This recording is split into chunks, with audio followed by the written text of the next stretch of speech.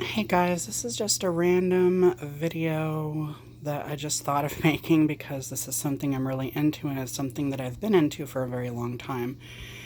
Ever since I was a kid. So the image you see before you is what they would classify as a liminal space. And I used to, this is actually my TV screen right now. I'm actually watching a liminal space video and then I paused it right here because this image spoke to me. Like, I've experienced this before, so all throughout my childhood, I had experienced liminal spaces, like that feeling they give you, and the story behind this one, it's of course not the exact school or anything, but like on one of the summer breaks that I was out, I was like 10 years old, and my mom was doing construction at a school, and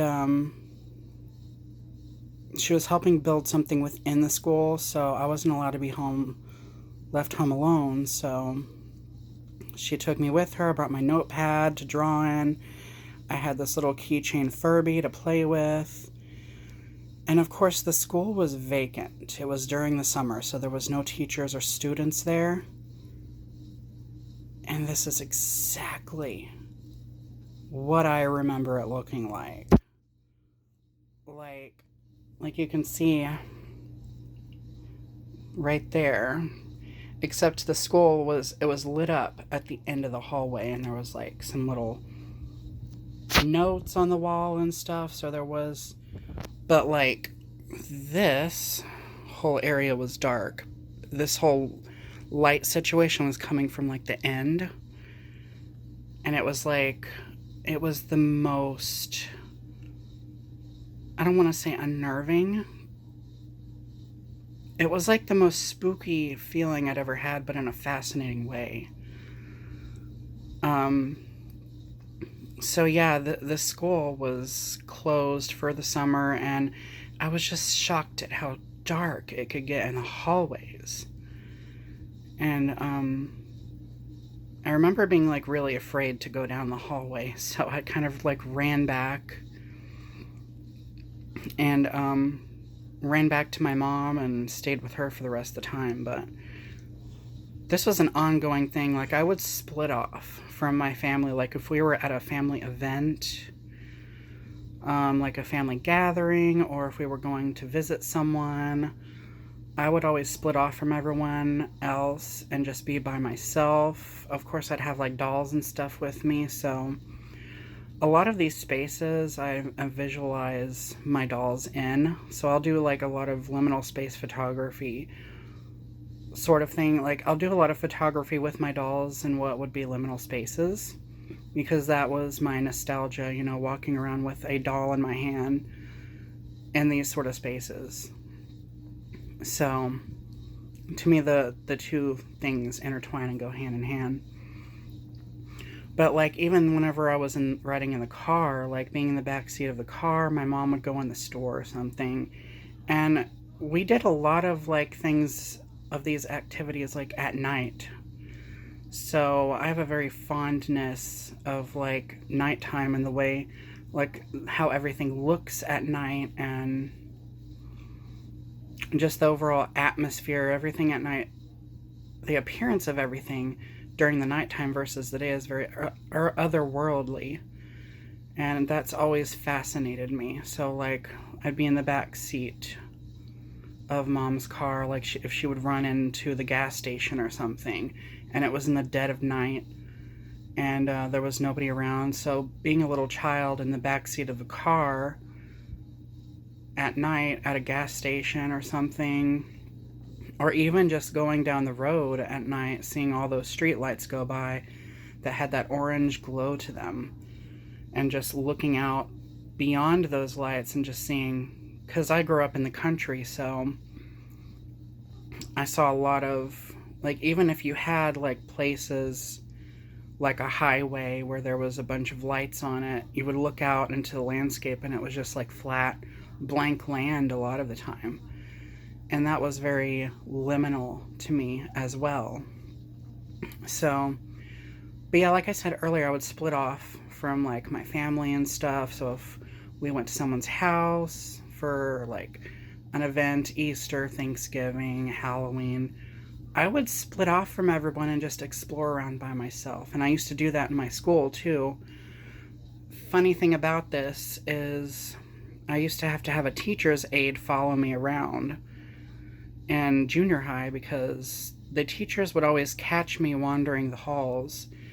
Like I would say I would go get a drink of water or something or go to the bathroom, and instead, I mean, sometimes I did go to the bathroom, but afterwards I would kind of just wander the halls, the empty halls, because I thought it was so interesting to see a school during the day where there was nobody around. So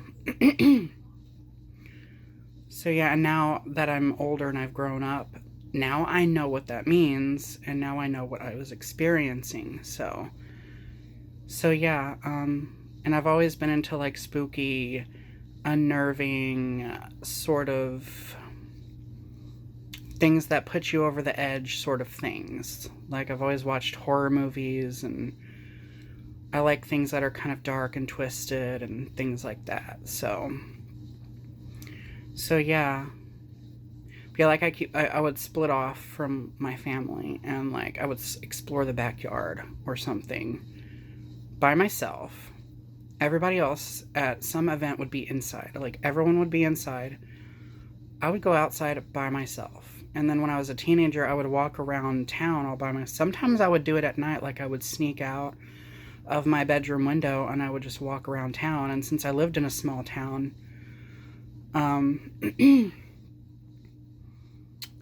the streets and everything would be so empty. Like there wouldn't be a soul around. It was just me, and it was kind of dystopian, like all the people just disappeared, and it was just the buildings and structures that were left.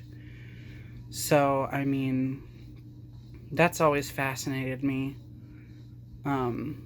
So yeah, that's kind of part of my little story of that whole scenario of like liminal spaces. Some of you probably know about the back rooms, that whole genre of like liminal spaces and stuff like that, which I'm also into. That's one thing I got into, like Five Nights at Freddy's, like that whole genre is not just because of the animatronic characters, which was the main reason, and the nostalgia of, you know, going to Chuck E. Cheese and stuff like that when I was a kid, but also there's a lot of liminal elements in the FNAF games, or Five Nights at Freddy's, however you want to call it. So a lot of these, and you know, the animatronics themselves were kind of like giant action figure looking, doll looking characters. So again, it goes hand in hand with the with my fascination with, you know, my doll photography and liminal spaces, and going back to my childhood when I used to experience all that. So yeah, I think that's one of the main reasons I am into that kind of stuff. And I think just turned off. Oh well. But yeah, it's my Roku TV, so it's getting bored of me talking, so it moved on to something else. But anyhow, that's my story, and I was just thinking about it and decided, you know, while I'm thinking out loud, because I started reminiscing of like those times when I was a kid because of that image that popped up, and then I was like, you know what, why don't I just make a video about it while it's fresh in my mind. So I could literally go on and on. There's like so many other stories that I could mention. Even that I recently mentioned this again. I've told the story like 100 times, I feel like, but the abandoned house where I found all the broken Barbies and stuff. Like, you know, that fits into that category.